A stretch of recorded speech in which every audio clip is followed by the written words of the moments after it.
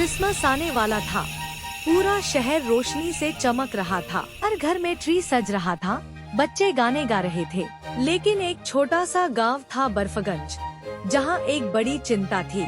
इस बार गांव की क्रिसमस घंटी खो गई थी। वही घंटी जो हर साल बजती थी और उसके साथ ही क्रिसमस का जश्न शुरू होता था। गांव के बच्चे परेशान थे। सब कह रहे थे, घंटी नहीं मिली तो सैंटा हमारे गांव आएंगे ही नहीं। लेकिन उसी गांव में रहती थी एक प्यारी, जिद्दी और थोड़ी शरारती लड़की, मोनी। मोनी बोली, अगर घंटी खो गई है तो मैं ढूंढूंगी।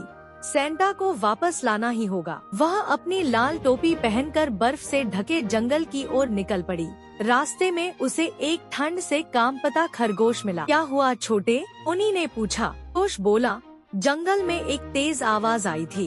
उसी के बाद से सब जानवर डरे हुए हैं। शायद वही तुम्हारी घंटी हो। मोनी ने खरगोश को अपनी स्कार्फ दी और बोली, चलो हम साथ ढूंढते हैं।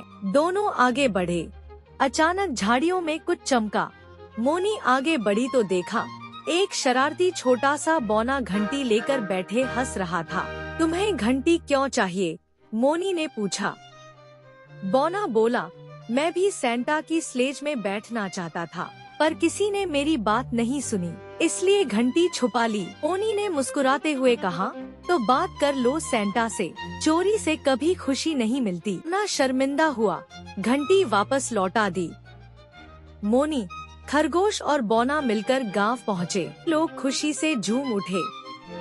लेकिन असली जादू तब हुआ। से ही मोनी ने घंटी बजाई, आसमान चमका, बर्फ की फुहारें चमकने लगी और सैंटा की स्लेज बादलों से उतरती हुई दिखाई दी। सैंटा बोले, मोनी, तुम्हारी हिम्मत और नेक दिल की वजह से मैं यहाँ आ पाया। तुमने सिर्फ घंटी नहीं, की उम्मीद वापस लाई है। सैंटा ने उसे एक छोटी सुनहरी स्टार चेन दी और कहा, याद रखना, जादू हमेशा अच्छे दिल में छुपा होता है।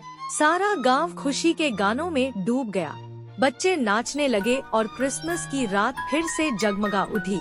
मोरल, अगर दिल साफ हो और इरादा सही, तो छोटे से छोटा काम भी दुनिया में बड़ी खुशी ला सकता है।